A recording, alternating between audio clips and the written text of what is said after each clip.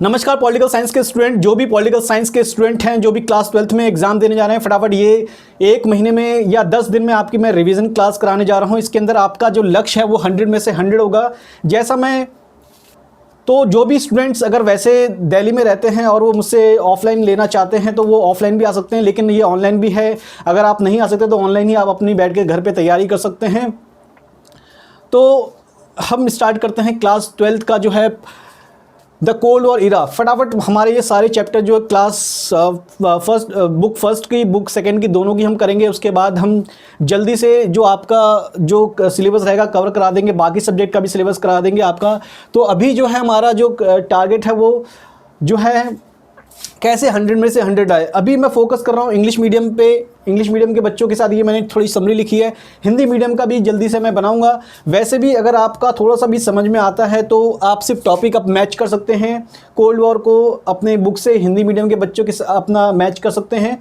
लेकिन ये जो वीडियो है ये इंग्लिश मीडियम वाले बच्चों के लिए है। तो ये जो है आज क्लास 12th का है। हिंदी का अगर सब टॉपिक मैं डालूंगा तो आप अपनी बुक से मैच कर लीजिए। तो ये बस मैंने टॉपिक डाले हैं, मैं इसको आपको रिवाइज करता चलता हूँ आपको, जिससे आपको डिटेल में समझ में आ जाए ये क्या है क्लास 12th का। तो आपको क्विक एक रिवीजन करते हैं, एक क्विक रिवीजन करते हैं क्लास 12th की कोल्ड वॉर के ऊपर। ठीक है, तो सबसे पहले हम समझते हैं कि कोल्ड वॉर क्या था। कोल्ड वॉर को समझना आपके लिए बहुत ज़रूरी है। तो सबसे पहले आता है कि कोल्ड वॉर यानी कोल्ड वॉर का जो मतलब क्या है। कोल्ड वॉर जो एक तरह से डायरेक्ट कन्फ्रंटेशन नहीं था। ये कोल्ड वॉर का डेफिनेशन क्या था, ये it is a ideological war. समझ लेना, ये एक तरह से आइडियोलॉजिकल वॉर थी। पहले डेफिनेशन समझिए। क्यूबन मिसाइल क्राइसिस जो है वो 1962 में होता है आपका। ये जो 1962 में होता है आपका, ये एक जस्ट इंसिडेंट था। इंसिडेंट मतलब क्या था कि कोल्ड वॉर के समय बहुत सारे इंसिडेंट हुए थे। अभी हम इसमें जब पढ़ते हैं एरिना में जब हम पढ़ते हैं यानी बहुत सारे उसके ऐसे जगह थे जहाँ पर कोल्ड वॉर स्टार्ट हुआ था। तो सबसे पहले हम कोल्ड वॉर को समझने के लिए हमें समझना होगा कि कोल्ड वॉर था क्या। एक्चुअली कोल्ड वॉर का जो रिवीजन है वो बहुत, उसका बैकग्राउंड बहुत ब्रॉड है। कोल्ड वॉर जो है 1945 में जैसे ही वर्ल्ड वॉर ख़त्म होता है आपका, सेकेंड वर्ल्ड वॉर जैसे ही आपका ख़त्म होता है, जिसमें एक तरफ थे अलाइज पावर और एक तरफ थे एक्सिस पावर। अलाइज पावर में जो थे आपके ब्रिटेन, फ्रांस और टर्की और आपका रशिया यानी यूएसएसआर, ये आपका अलाइज पावर थे। बाद में अमेरिका भी इनके साथ जुड़ जाता है। और जो आपका जो एक्सिस पावर थे यानी धुरी राष्ट्र थे वो थे आपके जापान, जर्मन और इटली। ये जो थे आपके ये एक्सिस पावर थे। फाइनली हमें पता है कि किस तरीके से 1945 में जैसे ही वर्ल्ड वॉर समाप्त होता है, वर्ल्ड वॉर समाप्त होने के बाद जो अमेरिका था, क्योंकि उसकी जो फर्दर जो उसकी डिफीट होती जा रही थी, 1945 का इस समय चल रहा है आपका ये अभी हम, तो जो फर्दर जो डिफीट होती है 1945 में एक्सिस पावर की, उसके बाद अमेरिका को ये लगता है कि हमारा जो वर्ल्ड वॉर है वो बहुत लंबा ज़्यादा खिंच रहा है। इसके अलावा जापान ने जो है अमेरिका के जो पोर्ट हार्बर था यानी जो हार्बर था उस पर अटैक कर दिया था, जिसका जो उन्होंने जब उनके सैनिक मारे गए तो फाइनली वो फर्दर वॉर को आगे नहीं बढ़ाना चाहते थे, जिसकी वजह से फाइनली क्या हुआ, अमेरिका ने 1945 को यानी 6 अगस्त को हिरोशिमा पे और 9 अगस्त को नागासाकी पे 1945 पे एक तरह से एटॉमिक बॉम्ब से अटैक करते हैं, जिसके बाद जो है पूरी तरीके से जो है जापान डिस्ट्रॉय हो जाता है, उनके 2 शहर डिस्ट्रॉय हो जाते हैं और वर्ल्ड जो है एक तरह से वर्ल्ड जो है वो शॉक हो जाता है। उनको लगता है कि अमेरिका ने फर्स्ट टाइम ये जो बॉम्ब यूज़ करें, ये वर्ल्ड के लिए बहुत ज़्यादा एक शॉकिंग न्यूज़ थी, क्योंकि इससे पहले जो तो अमेरिका के राष्ट्रपति थे वो रूजवेल्ट थे। रूजवेल्ट का जो है वो देहांत हो चुका था 1945 में ही, और नए राष्ट्रपति थे ट्रूमैन। तो फाइनली जो ट्रूमैन हैं उन्होंने इस चीज़ को एक तरह से अटैक करा 1945 में। तो 1945 से आपकी जो है इंसिडेंट स्टार्ट होता है आपका। ठीक है, 19 जो कोल्ड वॉर है आपका, वो कोल्ड वॉर स्टार्ट होता है आपका 1945 से, और एक आइडियोलॉजिकल वॉर था। ठीक है, ये आइडियोलॉजिकल वॉर था किसके अंदर में, ये था आपका, एक तरफ थे, हमें पता है, एक तरफ थे कैपिटलिस्ट, दूसरी तरफ थे आपके कम्युनिस्ट। ठीक है, यानी इनका जो ये जो इनकी स्टोरी है कैपिटलिस्ट की वो लिबरलिज्म से यानी, और ये जो है आपका इनका जो मार्क्स और कार्ल मार्क्स की जो आइडियोलॉजी थी कम्युनिस्ट, यानी उसके मार्क्स के आइडियो पे थे ये। ठीक है, तो ये जो आइडियोलॉजीज थी इसके बेस पे जो है कोल्ड वॉर स्टार्ट हुआ था। थोड़ा सा रिकैप करते हैं, थोड़ा सा समझने की कोशिश करते हैं ये एक्चुअली स्टार्ट क्या हुआ था। ये मैंने बताया कि कोल्ड वॉर की जो डेफिनेशन है वो आप दोगे कि it is not a direct confrontation between the two super power. ये उनके बीच में एक डायरेक्ट कन्फ्रंटेशन नहीं था, दोनों के बीच में एक हॉट वॉर नहीं था, बट ये एक आइडियोलॉजिकल वॉर था। आइडियोलॉजिकल मतलब क्या था, यानी आइडिया के बेस पे, यानी विचारधारा के बेस पे ये एक दूसरे के अगेंस्ट में थे और ये नहीं चाहते थे कि बाकी कंट्रीज़ में जो है कैपिटलिस्ट नहीं चाहते थे कि बाकी कंट्रीज़ में कम्युनिस्ट जो है आइडियोलॉजी ज़्यादा स्प्रेड हो, और कम्युनिस्ट नहीं चाहते थे कि ज़्यादा कंट्री में कैपिटलिस्ट स्टैब्लिश्ड हो। हमने देखा है कि जो कैपिटलिस्ट की जो आइडियोलॉजी है वो सबसे पहले जो है 1917 में रशिया में, यानी रशिया में जो है 1970 में लेनिन के द्वारा जो है वो वहाँ पे एक रेवोल्यूशन करा जाता है, क्रांति करी जाती है और मार्क्स के आइडिया को वहाँ पे इम्प्लीमेंट करा जाता है। यहाँ से स्टार्ट होता है आपका एक तरह से कम्युनिस्ट आइडियोलॉजी। और कम्युनिस्ट आइडियोलॉजीज में जब होता है तो वहाँ पर वो दुश्मन बन जाते हैं एक तरह से कैपिटलिस्टों की। वो नहीं चाहते हैं किसी भी प्रकार की जो प्रॉपर्टी है, प्राइवेट बिजनेस है, वो किसके हाथों में रहे, यानी एक इंडिविजुअल के हाथों में रहे। जैसे कि हम देखते हैं कि वर्ल्ड में आज बड़े बड़े नेशन हैं, जो बड़े बड़े देश हैं, उनमें कोई भी देश उठा के देख लीजिए, उसमें कुछ कैपिटलिस्ट होंगे, कुछ वहाँ पे जो है बहुत ज़्यादा जो है पुअर नेशंस, पुअर लोग होंगे, ठीक है। तो ये इस प्रकार की जो एक डाइवर्सिटी होती है, यानी गैप होता है, खासकर फाइनेंशियल गैप। आप देखोगे जो हमारे जो टॉप 10 के जो रिचेस्ट पर्सन है, यानी जो बिल गेट्स है, जेफ बेजोस है, एलन मस्क है या वॉरेन बफे है, ये जितने भी कैपिटलिस्ट हैं इनके पास इतनी संपत्ति है कि कई देशों की जीडीपी से ज़्यादा है। तो इसका मतलब क्या हुआ, वहीं हम दूसरी तरफ देखते हैं अफ्रीका में अभी भी वहाँ पे इलेक्ट्रिसिटी नहीं है, वहाँ पे सड़कें नहीं हैं, वहाँ पे स्कूल्स नहीं हैं और स्टारवेशन है, यानी लोग भूख से मर रहे हैं। तो और बाकी इंडिया में ही आप देख लीजिए, हमारे पास बहुत सारे कुछ जो लोग हैं वो अपनी लग्जरी लाइफ जी रहे हैं। टॉप 10 जो रिचेस्ट पर्सन है वो भी इंडिया में जो है उनके पास भी इतना धन होगा कि कई स्टेट को वो खिला सकते हैं। तो ऐसा जो गैप है, ये मार्क्स ने लिखा कि ये जो कैसे आया है, ये जो गैप है ये ख़त्म होना चाहिए। सोसाइटी जो है इगल्टेरियन बननी चाहिए, यानी समान रूप से एक जैसी सोसाइटी बननी चाहिए जिसमें जो गैप है, जो स्ट्रगल है क्लास का, यानी एक बहुत ज़्यादा और एक बहुत कम, ऐसा स्ट्रगल जो है ख़त्म होना चाहिए। इसके लिए क्या करना होगा, इसके लिए हमें जो कैपिटलिस्ट हैं उनको एक तरह से डिस्ट्रॉय कर देना होगा और सारी पावर जो है स्टेट के अंडर में लेनी चाहिए। स्टेट के कंट्रोल का मतलब क्या है कि राज्य अपनी सारी जो शक्ति है, जो राज्य जो है वो सारी की सारी जो फाइनेंशियल इंस्टीट्यूशन है सबको अपने कंट्रोल में ले ले, और स्टेट यानी जो भी चीज़ होगी वहाँ पे प्राइवेट चीज़ें ख़त्म कर दी जाएगी और जो भी चीज़ होगी वो स्टेट के अंडर में होगी, यानी स्कूल, कॉलेज, हॉस्पिटल, सड़कें, यानी परिवहन यानी ट्रांसपोर्टेशन, सब कुछ किसके अंडर में होगा, स्टेट के अंडर में होगा। तो ऐसी सिस्टम किसकी थी, ऐसी सिस्टम थी आपकी कम्युनिस्ट की। तो ये स्टार्ट होता है आपका 1917 में, और 1917 में वो जो है वर्ल्ड वॉर से अलग हो जाते हैं। आपने पढ़ा होगा अगर फर्स्ट वर्ल्ड वॉर को, मैंने एक वीडियो में जाके देखिए कि किस तरीके से 1917 में जो है रशिया जो है वो फर्स्ट वर्ल्ड वॉर से अलग हो जाता है और पूरा फोकस करता है स्टेट इकोनॉमी, अपनी स्टेट को ग्रोथ करने में, और वो अपनी जो इकोनॉमी थी वो सेंट्रलाइज्ड कर देते हैं। सेंट्रलाइज्ड का मतलब क्या है कि सारी की सारी जो शक्तियां हैं अब वो मॉस्को से कंट्रोल होती थी। वहाँ पे कोई भी बाहर का लोग, बाहर के जो हैं जो एक्सपोर्टर या बिजनेसमैन आ नहीं सकते हैं, और प्राइवेटाइजेशन वहाँ पे बंद कर दिया गया था। तो ये चीज़ पढ़ेंगे हम सेकंड चैप्टर में। अभी मैं आपको जस्ट बता रहा हूँ कि आइडियोलॉजीज़ क्या थी। इसी वजह से जो है कैपिटलिस्ट यानी जो रिच लोग हैं वो तो डरेंगे, क्योंकि उनके पास क्या है, उनके पास जो बड़े बड़े बिजनेसमैन हैं वो नहीं चाहेंगे कि इस तरीके से ये जो कैपिटलिस्ट है ये हमारे दूसरे नेशन में भी फैल जाए, जिसकी वजह से उनकी जो संपत्ति है वो चली जाएगी। तो जो कैपिटलिस्ट होते हैं उनके पास पुलिस की पावर होती है, आर्मी की पावर होती है, मोस्टली ये डेमोक्रेटिक नेशंस होते हैं। तो यहाँ पर ये लोग जो हैं इनको रोकना चाहते थे। किसी भी देश में अगर ये फर्दर जाएंगे तो वहाँ पर इसी तरीके से एक कम्युनिस्ट सिस्टम आ जाएगा, जहाँ पर जो प्राइवेट सिस्टम है उसको ख़त्म कर दिया जाएगा, डेमोक्रेसी को ख़त्म कर दी जाएगी, और जो कम्युनिस्ट लीडर के पास ये सारी की सारी ताकत आ जाएगी। तो इस तरीके से जो आइडियोलॉजिकल वॉर थी ये स्टार्ट हो गया था आपका 1917 से ही। लेकिन 1945 में के बाद जब यूएस ने जापान पे एटॉमिक बम डाला था, उसके बाद इन दोनों के जो एक तरह से इन दोनों के जो कन्फ्रंटेशन थे, यानी इन दोनों के बीच में जो विवाद थे वो खुलकर सामने आने लग गए थे।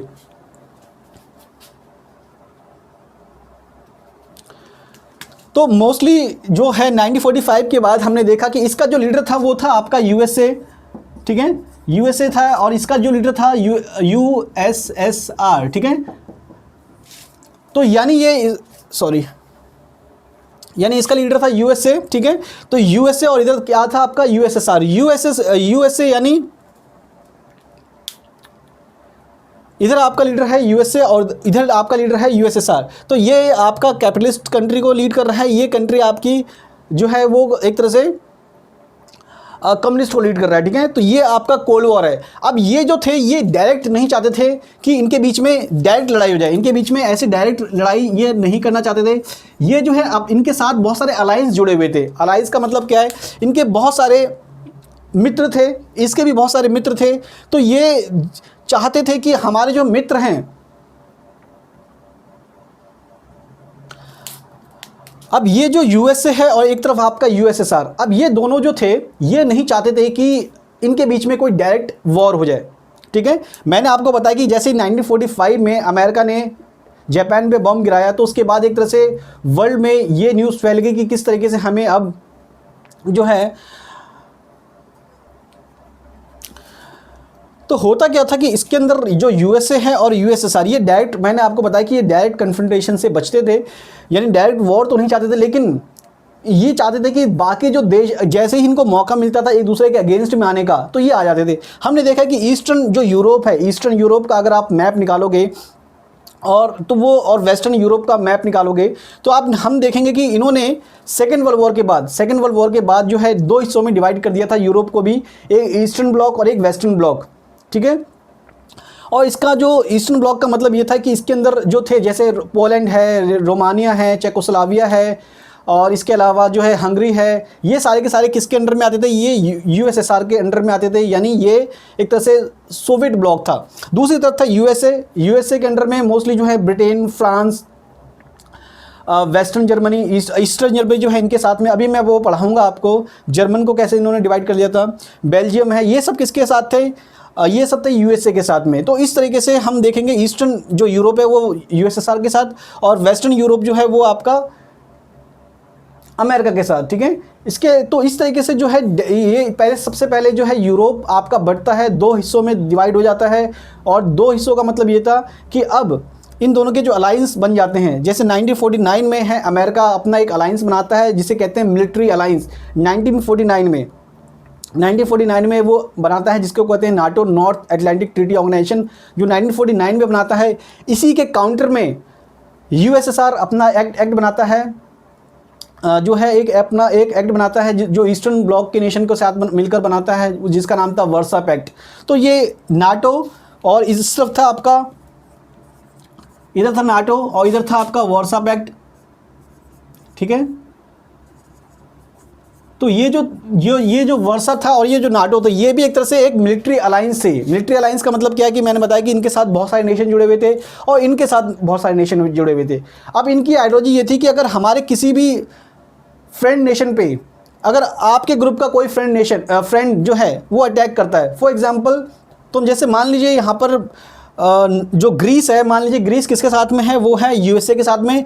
इधर मान लीजिए जो बल्गारिया है वो किसके साथ है, यूएसएसआर। तो अगर ग्रीस और बल्गारिया की लड़ाई होती है, मान लीजिए वो पड़ोसी देश है, उनके बीच में कोई सीमा का विवाद हुआ या इन टेरिटरी को लेकर कोई इशू हुआ, तो बल्गारिया अटैक कर देता है ग्रीस पर या ग्रीस अटैक कर देता है बुल्गारिया पर, तो ये क्या माना जाएगा, ये माना जाएगा कि आपने हमारे अलायंस पे यानी हमारे ग्रुप पे अटैक कर दिया है। यानी एक बंदे पे, हमारे किसी एक बंदे पे अटैक होगा या हमारे किसी एक नेशन पे अटैक होगा तो हम समझेंगे हमारे पूरे ग्रुप पे अटैक हो गया, यानी हमारे गैंग, यानी एक तरह से गैंग बन चुके थे, हमारे पूरे गैंग पे अटैक हो गया है। और ये समझते थे कि इसी तरीके से अगर आपके किसी नेशन ने अगर हमारे किसी एक नेशन पे अटैक किया तो हम समझेंगे ये हमारे गैंग पे अटैक हो गया। तो इस तरीके से वर्ल्ड में दो गैंग बढ़ गए थे, जिसे कहते हैं एक नाटो और एक था वर्सा, ठीक है। तो ये जो थे ये मिलिट्री अलायंस थे किसके, यूएसए के और यूएसएसआर के। तो ये था आपका एक तरह से कोल्ड वॉर का इनडायरेक्ट इन्फ्रंटेशन। ये दोनों डायरेक्ट तो नहीं चाहते थे, लेकिन इनडायरेक्ट इनके बीच में हमेशा राइवलरीज बनी रहती थी, यानी दुश्मनी बनी रहती थी, हॉस्टिलिटी बनी रहती थी। ये एक दूसरे के अगेंस्ट में हमेशा, ये एक दूसरे नेशन के अगेंस्ट में हमेशा कभी हथियार यानी आर्म्स जो है सप्लाई करते थे, कभी कुछ सप्लाई यानी हर तरह के जो मुमकिन जो भी पॉसिबल जो हेल्प हो सकती है वो एक दूसरे को देते थे। तो यानी इस तरीके से जो है वर्ल्ड दो हिस्सों में डिवाइड हो गया था आइडियोलॉजिकल लेवल पर। लेकिन कभी भी अमेरिका और जो यूएसएसआर ये डायरेक्ट एक दूसरे के साथ लड़ने को सामने नहीं आते। मैंने आपको इतना जो चीज़ें बताई ये आपकी बैकग्राउंड थी। सबसे पहले आपको ये जानना होगा। तो आप कहोगे कि मैंने आपको पहले क्यूबन मिसाइल क्राइसिस क्यों नहीं पढ़ाया, क्योंकि ये जो इंसिडेंट था ये था 1962 का और हमें 1945 से पढ़ना था। तो 1962 तो बहुत बाद में जाता है, इसके बीच में बहुत सारी घटनाएं थी जिसको मैंने डिटेल में आपको थोड़ा सा समझाया। अब होता क्या है कि 19 जो है हम देखेंगे 1950, ठीक है, 1950 और 90s, 1956, 1961, ठीक है, 1965, ये ऐसे बहुत बड़े बड़े ये जो कुछ इशू, मतलब मैंने आपको बताया 1945, 51, 52, इस तरीके से बहुत सारी मान लीजिए डेट्स हैं, ठीक है। अब ये जो है मैंने ये इसलिए लिखा है, ये कुछ बहुत इंपॉर्टेंट जो है डेट्स हैं। मतलब क्या है कि 1950 में जो सबसे बड़ा इशू हुआ था वो था कोरिया का वॉर, ठीक है। कोरिया यानी north Korea, south Korea. North Korea का कंट्रोल किसके कंट्रोल में था, वो था आपका यूएसएसआर के कंट्रोल में। इसके साथ चाइना भी था, ध्यान रखिएगा। 1949 में एक और चीज़ हुई थी, 1949, ठीक है, यहाँ पे हुआ था चाइनीज़ रेवोल्यूशन। चाइनीज़ रेवोल्यूशन के अंडर में माओ जो है वो पावर में आ गया था और चाइना भी कम्युनिस्ट नेशन बन गया था, ठीक है।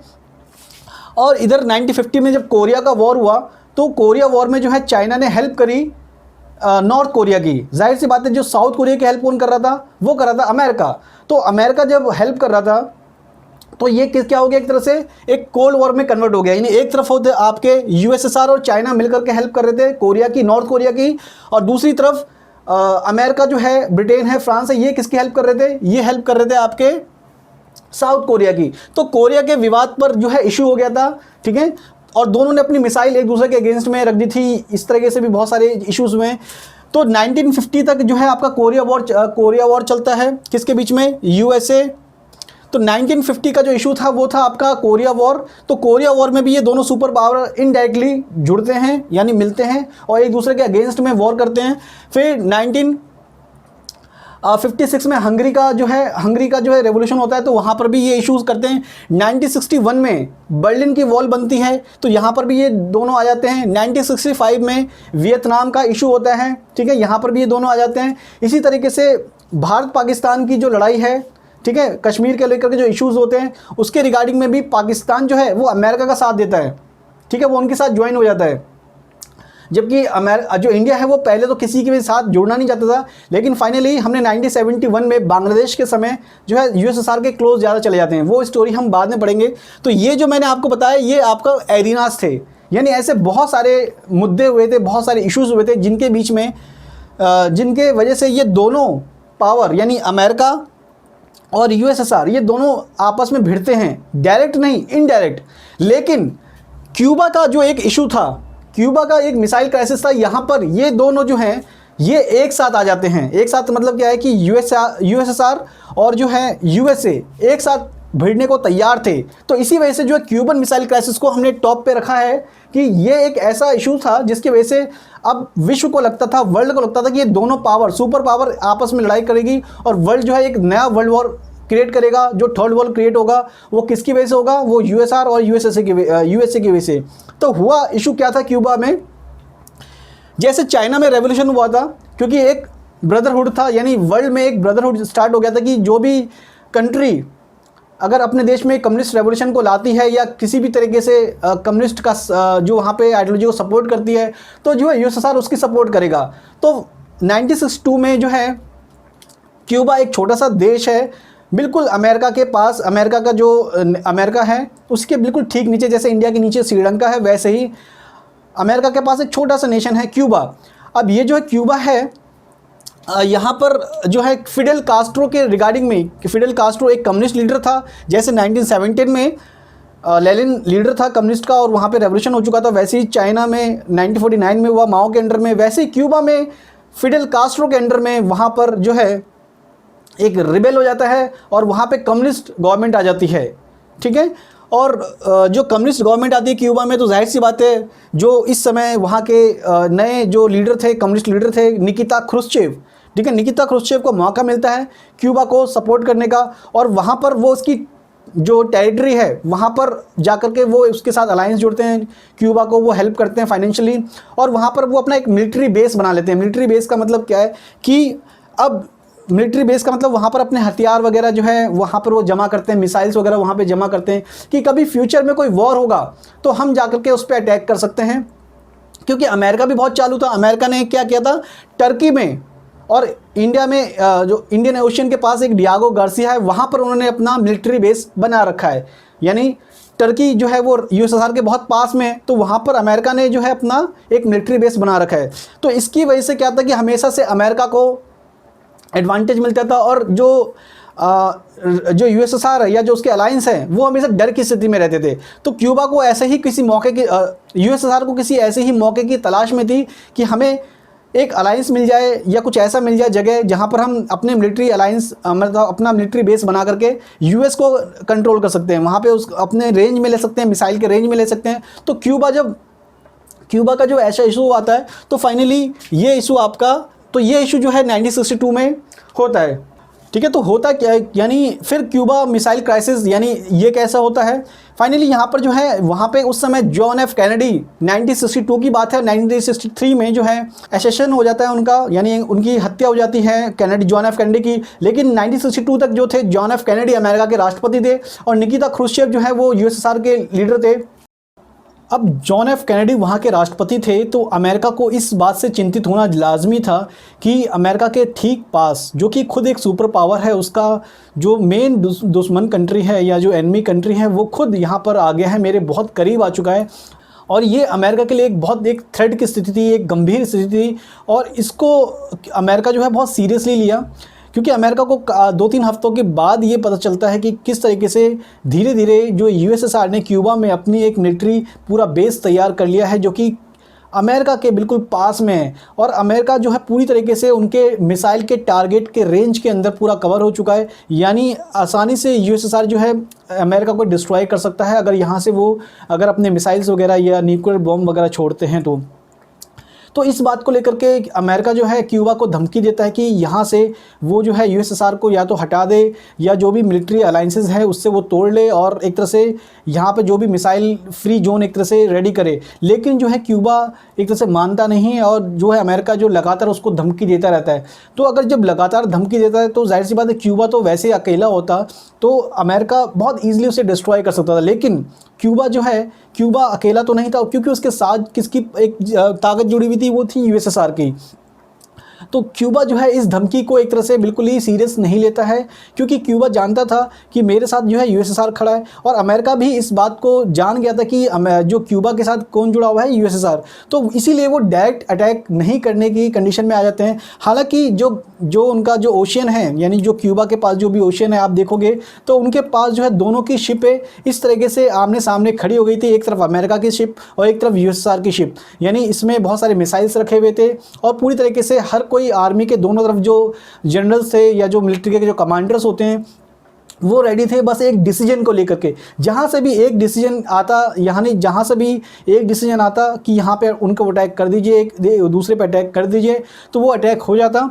लेकिन एक डिसीजन का बस वो वेट करते रह गए, और इस तरीके से किसी ने पहल नहीं करी, किसी ने भी पहले किसी दूसरी कंट्री पे अटैक नहीं करा, जिसकी वजह से जो है कि वॉर नहीं होता है। क्योंकि इनके बीच में जो है कैनेडी और निकिता क्रुश्चेव के बीच में एक हॉटलाइन के द्वारा इस मुद्दे को सुलझा लिया गया था, सॉल्व कर लिया गया था, और बाकी जो यूनाइटेड नेशन है और जो बाकी जो वर्ल्ड है वो भी इंटरवीन कर दिए, इनको समझाया था कि अब इसमें एक और अनदर थर्ड वर्ल्ड वॉर जो है अगर छिड़ सकता है, अगर ये दोनों एक दूसरे के साथ इन्वॉल्व होते हैं इस क्यूबा मिसाइल क्राइसिस को लेकर के। तो यही एक क्यूबा मिसाइल क्राइसिस था कि किस तरीके से बहुत ज़्यादा सीरियस कंडीशन हो चुका था यूएस और यूएसएसआर के बीच में, जो कि कभी इससे पहले नहीं हुआ था। हालांकि इससे पहले जैसे देखा हमने क्यूबा में, कोरिया में, वियतनाम में और बाकी दूसरी जगह में जो है वो अपनी आर्मी से हेल्प करते थे, जो कि उनकी टेरिटरी से बहुत दूर होता था। इसमें अमेरिका को कोई फ़र्क नहीं पड़ता, क्योंकि कोरिया डिस्ट्रॉय होता, वियतनाम डिस्ट्रॉय होता या इंडिया पाकिस्तान डिस्ट्रॉय होता, तो इससे अमेरिका को या यूएसएसआर को कोई फ़र्क नहीं पड़ता। लेकिन इस समय जो है पूरी तरीके से क्यूबा मिसाइल क्राइसिस में अमेरिका को और यूएसएसआर को पूरी तरीके से खतरा हो चुका था। तो ये था आपका क्यूबा मिसाइल क्राइसिस। इसलिए पहले दिया गया है, क्योंकि बाकी सब लड़ाइयों में से क्यूबा मिसाइल क्राइसिस जो एक ऐसी लड़ाई थी जिसमें अमेरिका और यूएसएसआर दोनों एक दूसरे के बहुत ही सामने आते हैं और वो एक हॉट वॉर में कन्वर्ट हो सकता था। Okay, now the theory of deterrence, हमें इसको पढ़ना है, थ्योरी ऑफ डेटरेंस को पढ़ना है। थ्योरी ऑफ डेटरेंस का मतलब ये था कि दोनों ही देश के पास अब न्यूक्लियर वेपन्स आ चुके थे। न्यूक्लियर वेपन्स आने का मतलब ये था कि पहले तो अमेरिका ने बनाया, उसके अमेरिका ने 1945 में डेवलप कर चुके थे, उसके बाद 1949 में जो है अमेरिका यूएसएसआर ने भी डेवलप कर चुका, उसके बाद जो है फ्रांस और ब्रिटेन ने भी इस तरीके से डेवलप कर लिया, उसके बाद चाइना के पास भी आ चुका था, और अब तो बहुत सारे नेशंस के पास आ चुका है, पाकिस्तान के पास आ चुका है, इंडिया के पास आ चुका है, इजराइल के पास है, और हम सुनते हैं कि कोरिया ने भी बना चुके हैं। तो बहुत सारे नेशंस के पास अब न्यूक्लियर वेपन्स आ चुके हैं। इसी तरीके से जब उस समय जो वेपन्स थे अमेरिका के पास और यूएसएसआर के पास इतने भयंकर आ चुके थे अब तक कि वो पृथ्वी को, जो अर्थ को कई बार डिस्ट्रॉय कर सकते थे। तो इसी लॉजिक को कि हमारे पास तो इतने सारे बॉम्ब हैं लेकिन दुश्मन कंट्री के पास भी इतने सारे बॉम्ब हैं, तो इससे जो क्या होगा, इससे दोनों का नुकसान होगा। इसी लॉजिक से वो एक दूसरे पे अटैक नहीं कर सकते थे, या उन्होंने सोचा कि हमारी राइवलरीज में जो है नुकसान जो है सबका ही होगा, हमारा भी होगा, साथ साथ दूसरे वाले का भी होगा, क्योंकि हमारे पास इतने सारे वेपन्स हैं कि अगर आप हम पे अटैक भी करते हो तब भी अगर हम एक बॉम्ब भी छोड़ दें तो आपका पूरी कंट्री डिस्ट्रॉय हो सकती है। तो इस तरीके से जो लॉजिक थी, इसी लॉजिक को हम कहते हैं डेटरेंस की थ्योरी, क्योंकि इस लॉजिक से ये था कि हम विनर तो नहीं हो सकते, ना ही दूसरा कंट्री लूज़र हो सकता है, इसमें ना कोई किसी की जीत होगी ना किसी की हार होगी, सिर्फ क्या होगी, बर्बादी होगी, सिर्फ डिस्ट्रक्शन होगा, बर्बाद होगा। तो इसी वजह से जो है वो अपने आर्म्स को, यानी जो हथियारों को, खासकर न्यूक्लियर वेपन्स को, वो कम करते हैं या रिड्यूस करते हैं। इसके अलावा एक थॉट और था कि वो चाहते थे कि कभी ऐसा हो सकता है कि किसी एक मिलिट्री के जनरल ने कोई डिसीजन ले लिया और उसने इंडिविजुअली जाकर के किसी को कमांड कर दिया कि जाके न्यूक्लियर वेपन्स छोड़ दीजिए, या जो उसको कंट्रोल करता है न्यूक्लियर वेपन्स को उसने गुस्से में छोड़ दिया, या कोई ऐसा आतंकवादी ग्रुप या कोई इंडिविजुअल जाकर के जो उस पर कंट्रोल करके किसी दूसरी कंट्री पे न्यूक्लियर वेपन्स छोड़ देता है, तो वो तो समझेगा कि इस कंट्री ने अटैक करा, तो वो तो दूसरी कंट्री जो है वो पूरी तरीके से बदला लेगी दूसरी कंट्री से, और एक तरह से न्यूक्लियर वेपन्स की वॉर जो है वो छिड़ सकती है और हमारा पृथ्वी जो है वो डिस्ट्रॉय हो सकता है। तो इसी लॉजिक को लेकर के वो कई सारे आर्म्स रिडक्शन ट्रीटी, यानी हथियारों को कम से कम रखने का, या जो हथियारों को नए तरीके से जो टेस्ट हो रहे उस पर बैन लगाने का उन्होंने ट्रीटीज़ करी, जैसे NPT है, स्टार्ट 1 है, स्टार्ट 2 है, ठीक है, सॉल्ट 1, सॉल्ट 2, ये आपकी 12th क्लास की जो है पहले चैप्टर के लास्ट पेज पे दिया गया है। वो सारी ट्रीटीज़ आपको याद रखनी है कि इस तरीके से इन्होंने ट्रीटीज़ करी कि जिससे हमारे जो है आर्म्स जो है रिड्यूस हो जाए। तो लॉजिक यही था डेटरेंस का कि दोनों के पास वेपन्स हैं, दोनों ही एक दूसरे को डिस्ट्रॉय कर सकते हैं, कोई भी नेशन एक दूसरे को डिस्ट्रॉय कर सकता है, तो क्यों ना हम अपने आर्म्स को कम करें और जो है बॉम्ब एक दूसरे पे नहीं चलाएं, या कोई भी विनर या लूज़र नहीं हो सकता। तो इसी थ्योरी के डेटरेंस का आ गया, तो ये आपको समझ में आ गया होगा। चलते हैं नेक्स्ट टॉपिक पे, ये बहुत ज़्यादा इंपॉर्टेंट है, why super power need alliance. Super power को अलायंस की क्यों ज़रूरत थी, इसमें 4 पॉइंट दिए गए हैं, चारों पॉइंट आपको याद रखना है। चारों पॉइंट क्या हैं आपके, पहला जो है, अगर अलायंस बनता है तो पहला पॉइंट जो है, हम किसी भी कंट्री से पहला रिसोर्सेज यूज़ कर सकते हैं। आपके बुक्स में पॉइंट चारों के चारों दिए गए हैं, मैं आपको दिखा देता हूँ बुक्स में कहाँ है ये जो है आपका ये जो आपका इमरजेंस ऑफ 2 ब्लॉक्स है। इसके बाद फाइनली जो है आपका यहाँ पर जो है नाटो और सीटो के बारे में बताया गया है, ये भी अभी आपको बता देता हूँ। फिलहाल मैंने इसमें आपको बताया कि नाटो और वर्सा पैक्ट के बारे में बताया था मैंने आपको। इसमें यहाँ पर लिखा है कि वाई सुपर पावर, इसमें 4 पॉइंट बने हैं, 1 2 3 4। ध्यान रखिएगा बुक्स में जो भी पॉइंट्स बने हुए हैं, बुक्स में, पूरी बुक्स में, दोनों बुक्स में जहाँ पर भी पॉइंट्स बुक वालों ने NCERT ने खुद दिए हैं, वो क्वेश्चन बहुत ज़्यादा इंपॉर्टेंट हो जाते हैं। उनको आप वैसा का वैसा ही याद कर लीजिए, चाहे हिंदी की बुक्स आपके NCERT है या इंग्लिश के मीडियम के बुक्स स्टूडेंट हो, आप कोई भी मीडियम के हो, तो जो भी आपके पॉइंट्स बने हुए हैं इसको आप एज इट ही याद कर लीजिए, क्योंकि ये पॉइंट्स जो है वो पूरे के पूरे वैसे ही, जितने मार्क्स के पॉइंट होते हैं उतने मार्क्स के क्वेश्चन कई बार पूरा डायरेक्ट आपका पूछा जाता है और आते ही आते हैं। तो जैसे यहाँ पर यह है कि इसमें इसके लिए 4 पॉइंट क्या थे। तो पहला पॉइंट यहाँ पर ये कहता है इसके अंदर कि जो है मिलिट्री, पहला पॉइंट क्या कि जो एक दूसरे के अलायंस क्यों जोड़ते थे। जैसे मान लीजिए USSR क्यूबा के साथ जुड़ा, ठीक है, तो क्यूबा जो है USSR का अलायंस बन गया। इसी तरीके से जो है अमेरिका के बहुत सारे अलायंस थे, ठीक है, तो पहली बात तो वहाँ के वो रिसोर्सेज यूज़ कर सकते हैं, यानी अगर एक छोटे देश के साथ मैं जुड़ता हूँ तो छोटे देश का मैं रिसोर्सेज यूज़ कर सकता हूँ, जो भी उसकी टेरिटरी होगी उसको अपने फ़ायदे के लिए यूज़ कर सकता हूँ। तो पहला जो वाइटल रिसोर्सेज होते थे, जो भी कोल है, पेट्रोल है, जो भी रॉ मटेरियल होता है उसको भी यूज़ कर सकते थे। दूसरा पॉइंट जो है कि वहाँ से वो अपने ट्रुप्स वगैरह के या जो सैनिक वगैरह को वहाँ पे अपने डिप्लॉय कर सकते थे, जहाँ पे वॉर के समय वो इजीली अपनी दुश्मन कंट्री के पास पहुँच सकते थे। जैसे कि मैंने बताया कि यूएसएसआर जो ने क्यूबा के साथ बना रखा था अपना अलायंस, और अमेरिका ने जो है टर्की के साथ बना रखा था। तो टर्की जो है वो यूएसएसआर के बहुत करीब है, तो वहाँ से वो अपनी टेरिटरी जो भी ट्रुप्स हैं, आर्मी हैं, उसको बहुत जल्दी भेज सकते हैं वहाँ पर, और या जो है वहाँ से वेपन्स बहुत जल्दी लॉन्च कर सकते हैं। जो भी एयरफोर्स है उसको वहाँ से जल्दी उड़ान भर सकते हैं, क्योंकि आने में तो आपको टाइम लग सकता है। तो जितना दुश्मन के करीब हम होंगे उतना ज़्यादा हमारा जीतने की संभावना होगी। इसीलिए वो दूसरा पॉइंट ये बनता है कि वहाँ से वो अपना जो ट्रुप्स वगैरह है, मिलिट्री के जो भी सैनिक हैं वहाँ से वो, या मिलिट्री के जो भी वेपन्स हैं वहाँ से वो लॉन्च कर सकते हैं। तीसरा पॉइंट जो है बनता है कि वहाँ से किसी भी टेरिटरी से जो है हम ईजिली अपने अलायंस की टेरिटरी से दूसरी दुश्मन कंट्री के साथ उस पर नज़र रख सकते हैं, उसके स्पाई कर सकते हैं, जासूसी कर सकते हैं, इस तरह की चीज़ें भी हम कर सकते हैं। चौथा पॉइंट बनता है कि जो भी अलायंस होगा, यानी जो भी मिलिट्री अलायंस मेरे साथ जुड़ेगा, तो भले ही वो छोटा हो लेकिन उसके पास आर्मी तो होगी उसकी अपनी, प्लस उसके पास मिलिट्री का जो भी कुछ खर्चा होगा वो भी वो एक्सपेंस करेगा। अगर मैं 100 रुपये खर्च कर रहा हूँ तो वो कहीं ना कहीं 10 रुपये खर्च करेगा, 5 रुपये खर्च करेगा। तो इस तरीके से जो है एक कॉमन हमारा जो है ग्रुप बन जाएगा, या कॉमन जो हमारी रिसोर्सेज की ताकत बन जाएगी हमारी। तो ये 4 पॉइंट आपके लिए बहुत इंपॉर्टेंट हैं, जो कि आप लिखोगे इसी में। मैंने चारों पॉइंट आपको बताया कि किस तरीके से रिसोर्सेज के लिए ज़रूरी होता था, ट्रुप्स के ट्रुप्स के जो आर्मी है, जो वहाँ से वो अपनी ट्रुप्स को या मिसाइल्स को लॉन्च करती थी जो कि दुश्मन कंट्री के पास हो। तो इसके अलावा जो है वो स्पाई वगैरह कर सकते थे। और चौथा पॉइंट जो है वो आपका वहाँ से वो चौथा पॉइंट जो है कि मिलिट्री जो एक्सपेंसेस होता है उसको वो रिड्यूस कर सकते थे, साथ साथ आर्मी की हेल्प भी मिल सकती थी छोटी कंट्री से। तो ये थे आपके why super power need alliance. इसके अंदर हम पढ़ेंगे अब इमरजेंस ऑफ 2 पावर ब्लॉक्स, यानी इसके अंदर 2 पावर ब्लॉक्स कौन से थे। जैसे कि हमें पता है कि 2 पावर जो ब्लॉक्स थे, एक था यूएस, दूसरा था आपका यूएसएसआर। यूएसए के अंडर में मोस्टली जो है हमें पता है कि वेस्टर्न यूरोप की कंट्रीज़ थी। इसके अलावा जो नॉर्थ अमेरिका जो कंट्रीज़ थी, जैसे कनाडा भी उसके साथ में ही था।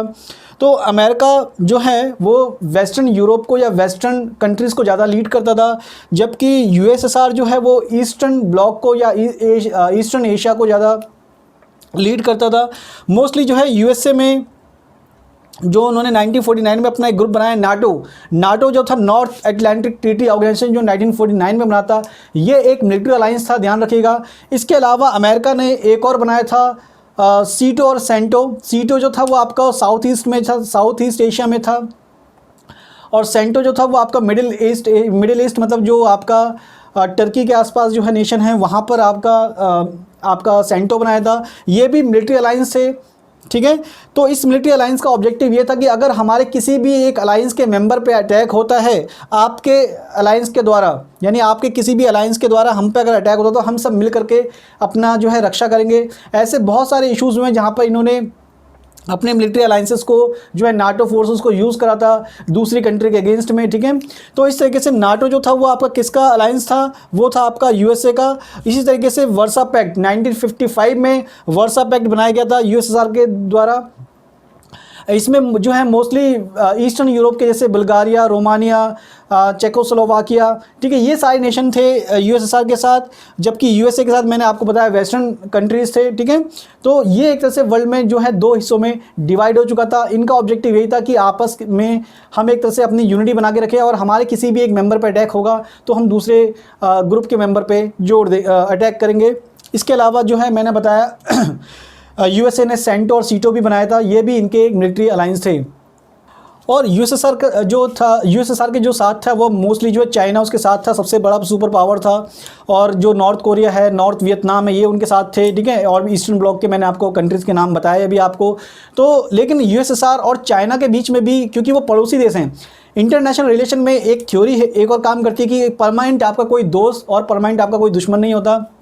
हालांकि चाइना और यूएसएसआर, जब माओ और स्टालिन का समय था, स्टालिन जो था लेनिन के बाद कम्युनिस्ट जो यूएसएसआर का लीडर था, और चाइना का लीडर जो था कम्युनिस्ट वो था माओ। लेकिन निकिता क्रुश्चेव और माओ के बीच में इतनी ज़्यादा अच्छी दोस्ती नहीं थी, यूएसएसआर जो है और चाइना जो है, एक तरह से चाइना ने क्या है अपनी एक वैसी पॉलिसी अपनाई थी कि जो यूएसएसआर की एक खाली जगह थी मिसौरी रिवर के आसपास, जो है उन्होंने क्या करा था, अपना चाइनीज़ लोगों को भेजना स्टार्ट कर दिया था, क्योंकि वो यूएसएसआर की जो जगह थी वो काफ़ी खाली थी।